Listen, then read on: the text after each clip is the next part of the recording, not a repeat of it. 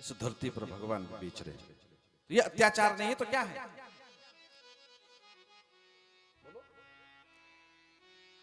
ये अत्याचार नहीं है तो है क्या?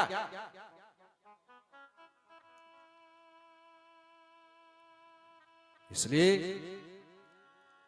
राजा पृथु का प्राकट्य हुआ। धरती माता ने जब ये बातें कही तो यहां पर सुखदेव स्वामी कहते हैं कि राजा परीक्षित, सभी ब्राह्मणों ने राजा पृथु का मां भगवती लक्ष्मी नारायण का जो है पूजन किया। राजा पृथु को सिंहासन पर बिठाया है। संतों को, सज्जनों, राजनीति सेवा से कोई मतलब नहीं होता है, लेकिन जब कहीं कभी अगर जरूरत, भारतवर्ष में दो गद्दियां हैं। भारतवर्ष में दो गद्दियां हैं। एक है राजगद्दी यानी राजनीति, और दूसरी है व्यास गद्दी। अगर राजनीति खत्म होती है, खराब होती है, तो हो सकता है व्यास गद्दी उसको जो है समझा दे कि यार ऐसा न कर, ऐसा करते हुए ये काम कर ले तो तेरा काम जो है बन जाएगा।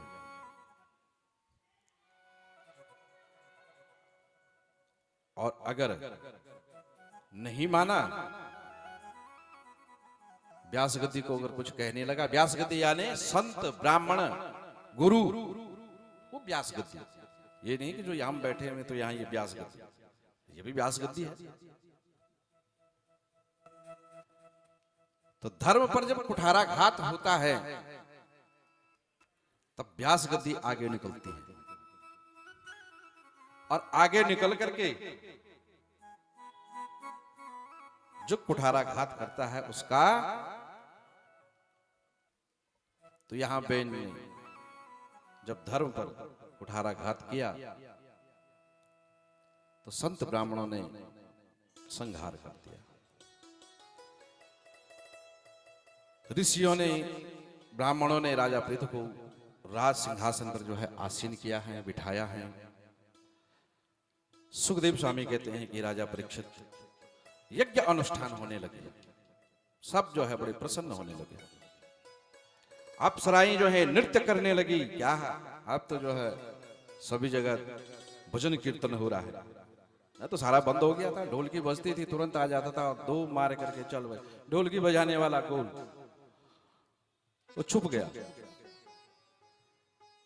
सारा कार्य जो है वहां पर होने लगा। चारों तरफ आकाश से जो है फूलों की वर्षा होने लगी। समुद्र, पर्वत, गौ, पक्षी सभी राजा पृथु की बड़ी सराहना करने लगे। हे राजन, तुमने बहुत बढ़िया कर दिया। इधर जब यज्ञ हो रहा था तो इंद्रलोक में जो है इंद्र को पता लग गया, और इंद्र को जब पता लगा तो वह सोचने लगा कहीं मेरा राज सिंहासन ही खत्म न हो जाए।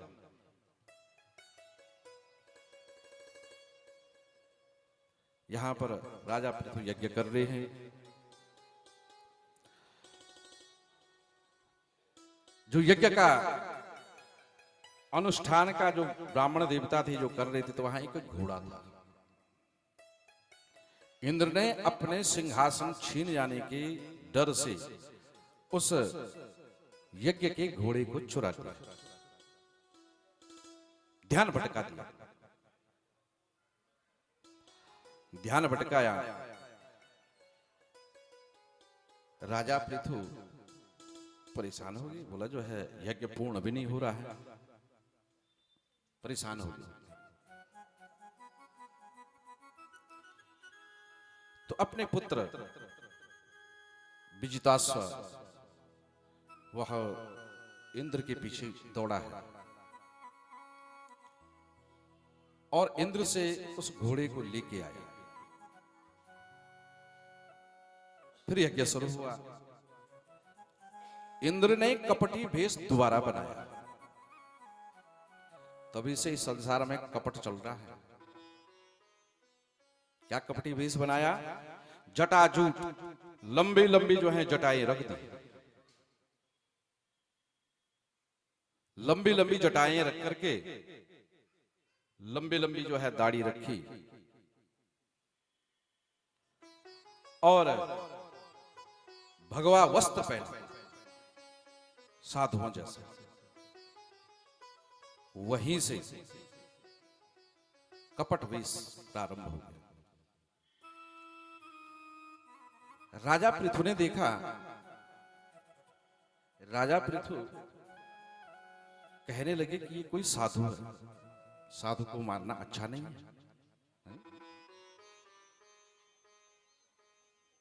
साधु संत ब्राह्मण को मारना अच्छा नहीं है। अत्रि मुनि मिले हैं। अत्रि मुनि ने कहा कि देख पृथु, इसको जो है ये कपट बना करके जो आया है ना, इसको मार दो।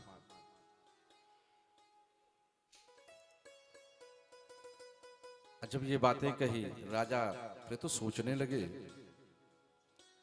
यार ब्राह्मण देवता है, कोई साधु है, को मारना अच्छा नहीं है। तो साथ में जो अन्य राजा पृथु के ब्राह्मण देवता थे, वो संत थे, वो कहने लगे कि महाराज आपको कुछ करने की जरूरत नहीं है, हम क्यों बैठे हुए यहाँ, आप तो राजा हैं हमारे, हम बैठे हुए ना, हमें आप ऑर्डर करो क्या करना है। कहने लगे कि महाराज हम उसका जो है उद्धार कर देंगे। हे राजन, ब्राह्मण जब मंत्रों को कहेंगे तो अपने आप उसका जो है संहार हो जाएगा। ये जो हमारे बाकी बिहारी, इनको झूला कम कम देना अभी, है ना, गिर जाएंगे बेचारे, बड़े कोमल हैं।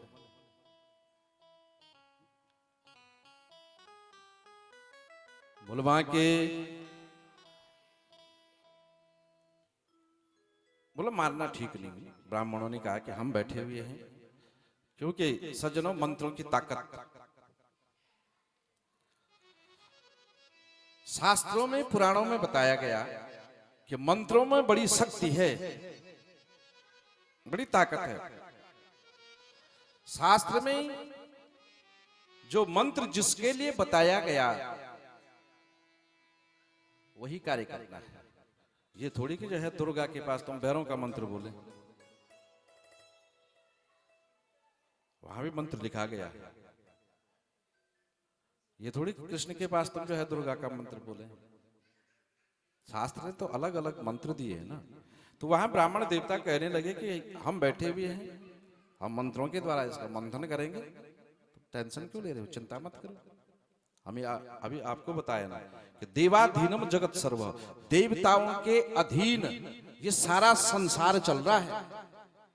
देवाधीनम जगत सर्व,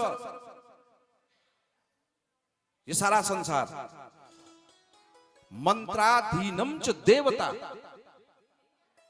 और मंत्रों के अधीन देवता है।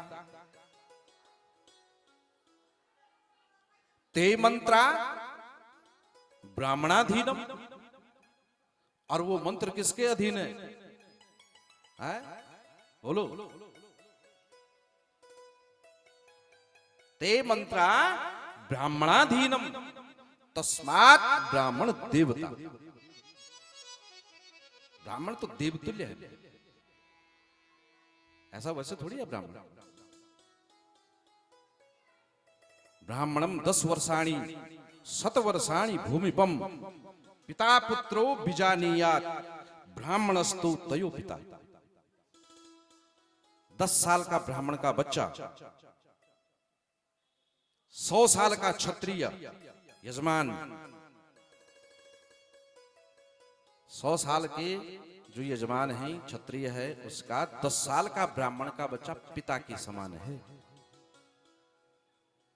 ब्राह्मणम 10 वर्षाणि 100 वर्षाणि भूमिपम पिता पुत्रो बीजानीयात ब्राह्मणस्तु तयो पिता। उन दोनों में जो है बाप और बेटी का रिश्ता है, 10 साल का बच्चा। तो यहां वो ब्राह्मण देवता कहते हैं राजा को, पृथु को, महाराज टेंशन न लो, हम करेंगे। जैसे एक उदाहरण के तौर पे समझो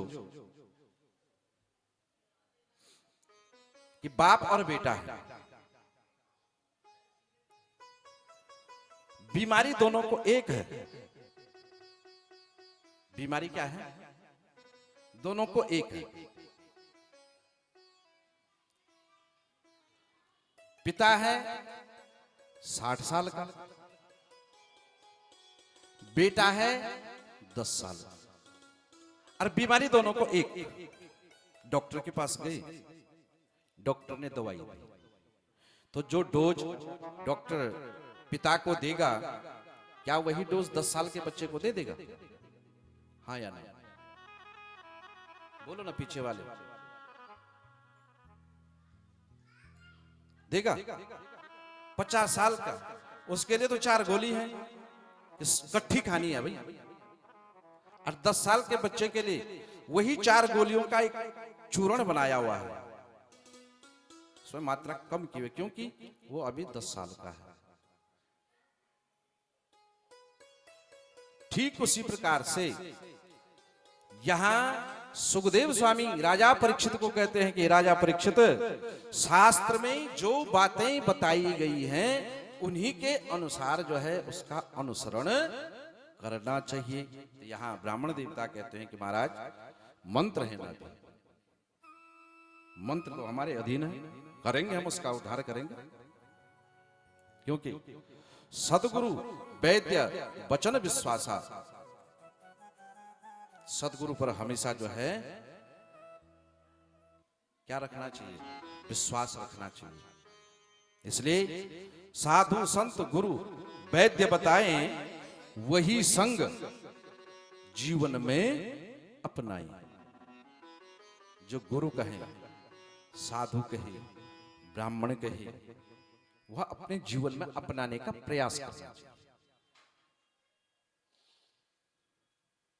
राजा पृथु को ब्राह्मणों ने कहा